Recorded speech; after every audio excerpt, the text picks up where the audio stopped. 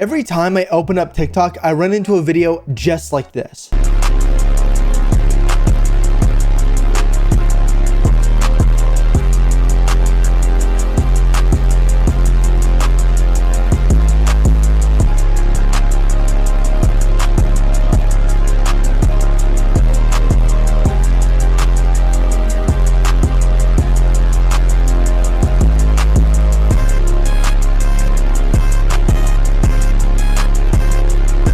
There seems to be endless versions of this, and they're all hashtagged Pepe lore. But what is Pepe lore? Who made it? And why does it come with such an infectious song? If you breeze through any of the comments, you'll see that not a lot of people know who made it, who was the actual person that started Pepe lore.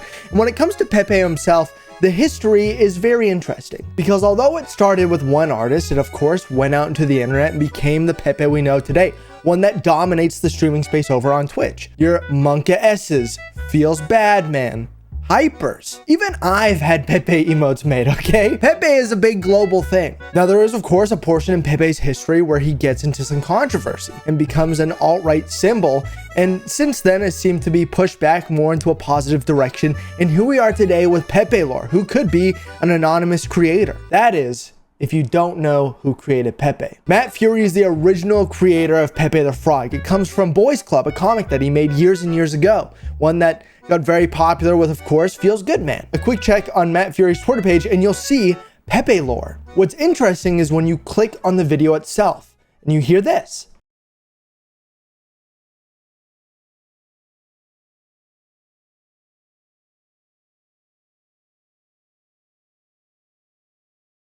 So where does the song come in? The song associated with Pepe lore is Righteous by Mo Beats. It came out about 5 months ago from a relatively unknown beat creator. Does that mean that Mo Beats has concocted Pepe lore to make it so that way he could have his own song bubble up and he can make it into the Twitter sphere and the TikTok sphere?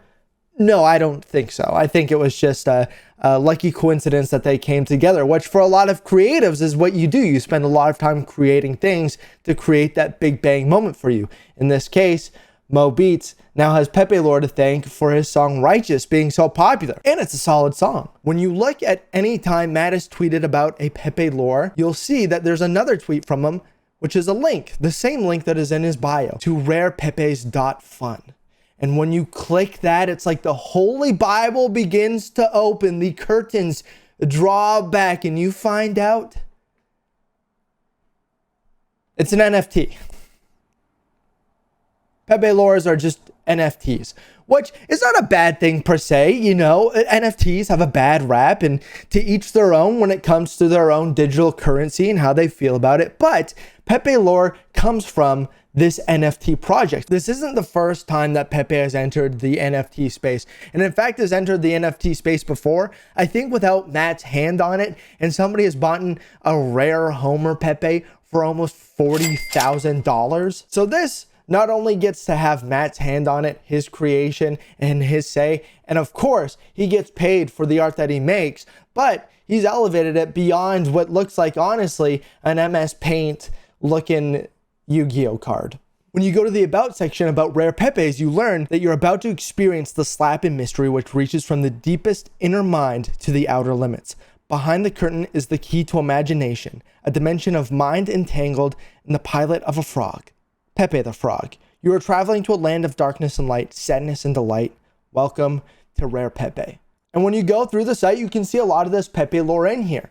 And the connection to me is that the documentary Feels Good Man really explores how Matt goes through this journey with Pepe, who really at the beginning was just a reflection of himself. In the documentary, it was said that perhaps Pepe wasn't his anymore, that because it had gone out into the internet ecosystem, so many people had put their fingerprints on Pepe that it's changed and been refined, and that it could no way be the same as Matt's original creation. Now, while that is untrue and has been proven, it does throw the scent off the trail that Matt would be the person creating Pepe lores, because they are so different from the usual Pepe that he's drawn, from the usual boys club that we've seen Pepe in, coming from Matt's hand.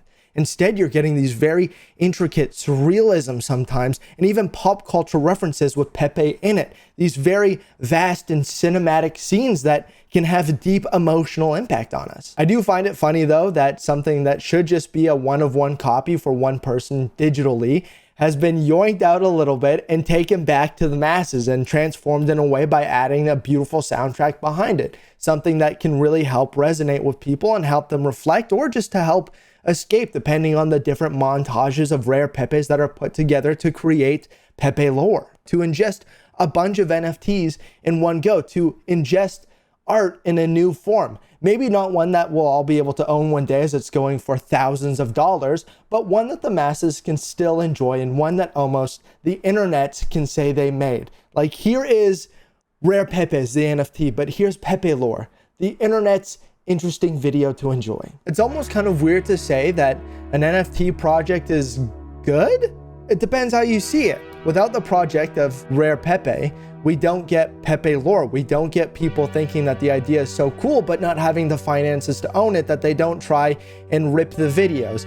And without that, we don't get Mo Beats and his song Righteous, a platform for now this kid to jump off of as he's probably finishing up high school, becoming an adult, stepping into hopefully his career. He now has a huge jumping point that perhaps may not have been there without an NFT. I don't think I'm gonna have enough money anytime soon to own my own Rare Pepe, but I will continue to enjoy Pepe lore that is taken directly from this and added something different, something to make it feel full. I think without the sound, the project and the art feels a little half-baked, but it's an NFT, so who's to know? Maybe there's a hidden track hiding behind there that only the person that buys it gets to know.